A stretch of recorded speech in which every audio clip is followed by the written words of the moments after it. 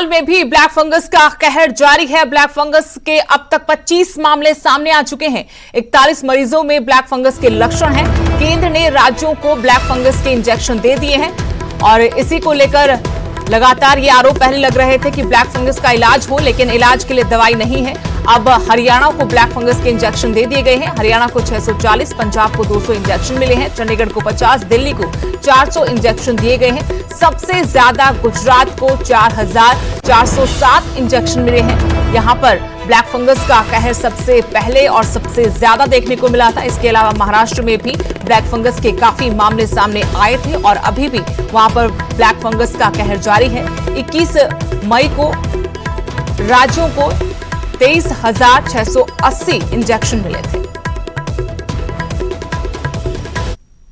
Covid जो है वो म्यूकरमाइकोसिस जो है ब्लैक फंगस के केसेस में लगातार बढ़ोतरी हो रही है और उसके चलते हुए कल जो शाम तक की हमारे पास रिपोर्ट आई है उसके अकॉर्डिंगली कल 7 नए केसेस डायग्नोस हुए हैं और अभी तक जो करनाल में टोटल केसेस की संख्या है जो 25 cases confirmed cases of mucormycosis हैं और इसके अतिरिक्त लगभग 41 सस्पेक्टेड केसेस भी हैं जिनकी अभी टेस्ट या और उनकी इन्वेस्टिगेशन करवाई जा रही है।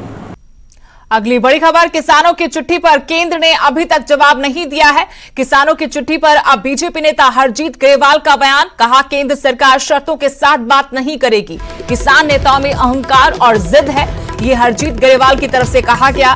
किसानों ने केंद्र सरकार को 25 मई तक जवाब देने के लिए कहा था, पत्र लिखा था बकायदा और कहा था कि वो भी बातचीत के लिए तैयार है और इसके लिए सरकार को कदम बढ़ाना चाहिए, लेकिन किसानों की चिट्ठी पर अभी तक केंद्र सरकार ने जवाब नहीं दिया है। इसी पर बीजेपी के नेता हरजीत ग्रेवाल ने कहा कि केंद्र सरकार शर्तों के साथ बात नहीं करेगी। किसान नेताओं में अहंकार और जिद है। किसानों ने केंद्र सरकार को 25 मई तक जवाब देने के लिए कहा था क्योंकि किसान 26 मई को काला दिवस मनाने जा रहे हैं। हर गल जे धौंसबाजी करनगे ਉਹਦੇ ਨਾਲ ਤਾਂ ਹੁੰਦੀ ਨਹੀਂ ਹੈ। ਇਹ ਤਾਂ ਹੁੰਦੀ ਸੁਹਿਰਦ ਮਾਹੌਲ 'ਚ ਗੱਲ ਕਰਨੀ ਹੁੰਦੀ ਹੈ, ਚਿੱਠੀ ਲਿਖਣੀ ਹੁੰਦੀ ਹੈ, ਇੱਕ ਦੂਜੇ ਨਾਲ ਸਾਡਾ ਵਿਵਹਾਰ ਜਿਹੜਾ ਹੈਗਾ ਨਰਮਾਈ ਵਾਲਾ ਚਾਹੀਦਾ। ਸ੍ਰੀ ਗੁਰੂ ਨਾਨਕ ਦੇਵ ਨੇ ਵੀ ਕਿਹਾ ਨਾਨਕ ਨੀਵਾਂ ਜੋ ਚੱਲੇ ਲਾਗੇ ਨਾ ਤਾਤੀ ਬੋ। ਇਹਨਾਂ 'ਚ ਤਾਂ ਹੰਕਾਰ ਆ, ਜਿੱਦ ਆ, ਅੜੀ ਆ, ਉਹ ਨਹੀਂ ਹੋਣੀ ਚਾਹੀਦੀ। ਔਰ ਸਿੱਧੀ ਗੱਲ ਆ ਕਿ ਜੇ ਇਹਨਾਂ ਨੇ ਇਹ ਕਰਨਾ ਹੁੰਦਾ ਤਾਂ ਐਗਰੀਕਲਚਰ ਮਿਨਿਸਟਰ ਨੇ ਇਹਨਾਂ ਨੂੰ ਕਿਹਾ ਸੀ कि भाई जे कोई एक्सैप्टेबल प्रपोजल है मैनू दस दो, उन्होंने भी दस देंगे। वजे चिट्ठी पता नहीं पहुंची है जां किहड़ा माध्यम है इन्हां दा चिट्ठी दा, सानू तां उहदा पता नहीं है। तो जवाब जिहड़ा हैगा वो तो एग्रीकल्चर मिनिस्टर ने देना, उन्हां दा कंसर्न है, उन्हां दा डिपार्टमेंट है। तो मैं समझदा कि ये जवाब जिहड़ा हैगा सरकार तां गलबात करन लई तैयार है, सुहिरद है, पर यह गलबात खत्म करन लई होण ना तां साडे मंत्री जी ने नरेंद्र सिंह तोमर जी ने इन्हां नूं कहा सी, बाकी मिनिस्टरां ने भी फोन ते गलबात कीती है कई बार, 3 महीनों तो लगातार करते आ रहे हैं भी कोई एक्सैप्टेबल प्रपोजल लै आओ। उधर लॉकडाउन के दौरान हरियाणा सरकार ने शर्तों के साथ दुकानें खोलने की छूट दी है, लेकिन करनाल में दुकानदार कोरोना गाइडलाइंस की धज्जियां उड़ा रहे हैं। सुबह 7 बजे से दोपहर 12 बजे तक ऑड इवन के आधार पर दुकानें खोलने का वक्त निर्धारित है। इसके बावजूद कुछ दुकानदार मनमानी कर रहे हैं, अपनी मर्जी से दुकानें खोल रहे हैं। इससे बाजारों में भीड़ बढ़ गई। वहीं पुलिस की सख्ती के बाद दुकानदारों ने अपनी दुकानें बंद की।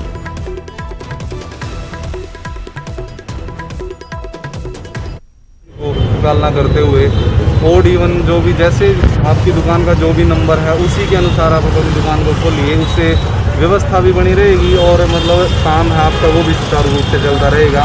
उससे प्रशासन को भी कोई ज़्यादा मशक्कत नहीं करनी पड़ेगी और आपके माध्यम से यही संदेश देना चाहते हैं कि जो नियम कानून है उनका पालना की जाए। जब आप आए तो पूरा बाजार ही खुला हुआ था, देख के उन्होंने बंद किया? नहीं, कुछ ऐसी बात नहीं है, कुछ दुकानदार समझदार हैं, उन्होंने अपने इस नियम का पालन किया हुआ था, लेकिन कुछ हैं जिनको कन्फ्यूजन था जिसकी वजह से उन्होंने इन दुकानों को खोला हुआ था। खबर मोगा से, जहां दर्दनाक हादसे में एम्बुलेंस के ड्राइवर की मौत हो गई। ये एम्बुलेंस ड्राइवर कोरोना मरीज को उसके घर तक छोड़ने गया था, लेकिन जब परिवार वालों ने ऑक्सीजन सिलेंडर चेक करने को कहा तभी ऑक्सीजन सिलेंडर फट गया। हादसे में एम्बुलेंस ड्राइवर की मौत हो गई जबकि एक और शख्स घायल हुआ है। मोगा के गांव पोखरी बहनीवाल का ये पूरा मामला है, जहां ऑक्सीजन सिलेंडर फटने से ड्राइवर की जान चली गई।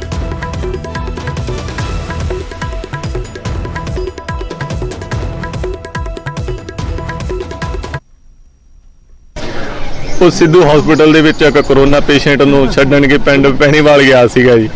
ਉਹ ਬਹਿਣੀਵਾਲ ਜਾਣ ਦੇ ਉਪਰੰਤ ਉਹਨਾਂ ਦੇ ਘਰੇ ਆਲਰੇਡੀ ਕੋਈ ਪਹਿਲਾ ਸਿਲੰਡਰ ਸੀਗਾ, ਉਹਨੂੰ ਕਹਿੰਦੇ ਆ ਚੈੱਕ ਕਰਕੇ ਇਹਦੇ ਆਕਸੀਜਨ ਲਾ ਦੇ। ਉਹ ਸਿਲੰਡਰ ਚੈੱਕ ਕਰਨ ਗਿਆ ਤੇ ਅੰਦਰ ਸਿਲੰਡਰ ਬਲਾਸਟ ਹੋ ਗਿਆ, ਜਿੱਥੇ ਉਹਨਾਂ ਦੀ ਔਨ ਦੀ ਸਪੋਟ ਮੇਰੇ ਬੇਟੀ ਡੈਥ ਹੋ ਗਈ ਜੀ। ਆਕਸੀਜਨ ਸਿਲੰਡਰ ਉਸ ਪੇਸ਼ੈਂਟ ਦੇ ਘਰੇ ਪਿਆ ਸੀ ਬਹਿਣੀਵਾਲ ਪਿੰਡ ਦੇ ਵਿੱਚ ਜੀ। ਉਹ ਹਾਦਸੇ 'ਚ ਇੱਕ ਆਕਸੀਜਨ ਸਿਲੰਡਰ ਫਟਣ ਦੇ ਨਾਲ ਇੱਕ ਲੜਕਾ ਜੋ ਐਂਬੂਲੈਂਸ ਦਾ ਡਰਾਈਵਰ ਸੀ ਉਹਦੀ ਡੈਥ ਹੋਈ ਆ। ਉਹਦੇ ਬਾਰੇ ਪਤਾ ਲੱਗਿਆ ਤੇ ਸਿਵਲ ਹਸਪੀਟਲ ਆਏ ਆ, ਉਹਦੇ ਵਾਰਸ ਇੱਥੇ ਆਏ ਹੋਏ ਆ। ਬਾਕੀ ਇਹ ਜਿਹੜਾ ਹੈਗਾ SHO ਜਿਹੜਾ ਅਜਿਤਵਾਲ ਹੈ ਉਹ ਉੱਥੇ ਮੌਕਾ ਦੇਖਣ ਤੋਂ ਬਾਅਦ ਇੱਥੇ ਪਹੁੰਚ ਰਹੇ ਆ। ਸਰ ਐਂਬੂਲੈਂਸ ਡਰਾਈਵਰ ਛੱਡਣ ਗਿਆ ਸੀ ਕਿਸੇ ਪੇਸ਼ੈਂਟ ਨੂੰ? ਇਹ ਇਨਵੈਸਟੀਗੇਸ਼ਨ ਕਰਨਗੇ ਕੰਸर्न्ड SHO, ਫਿਰ ਦੱਸਣਗੇ। बड़ी खबर पंचकुला से, जहां नकली शराब फैक्ट्री का भंडाफोड़ हुआ है। अलीपुर में सीएम फ्लाइंग स्क्वाड की छापेमारी हुई है। लॉकडाउन के दौरान नकली शराब यहां पर बनाई जा रही थी। नकली शराब की बोतलें और शराब के ड्रम बरामद किए हैं। इससे पहले भी पंचकुला पुलिस ने छापेमारी की थी। ये बड़ी कार्रवाई इस बार पंचकुला में हुई है, जहां नकली शराब की फैक्ट्री का भंडाफोड़ किया है। अलीपुर में सीएम फ्लाइंग स्क्वाड ने लॉकडाउन के दौरान यहां फैक्ट्री में नकली शराब बनाई जा रही थी। नकली शराब की बोतलें और शराब के ड्रम यहां से बरामद हुए हैं। आपको बता दें कि इससे पहले भी पंचकुला पुलिस ने छापेमारी की थी।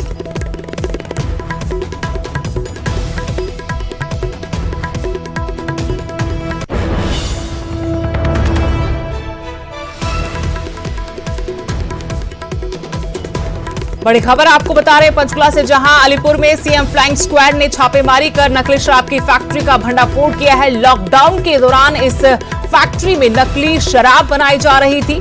पंचकुला का यह मामला है। इससे पहले भी पंचकुला पुलिस ने यहां पर दबिश दी थी। अलीपुर में सीएम फ्लाइंग स्क्वाड की यह बड़ी कार्रवाई।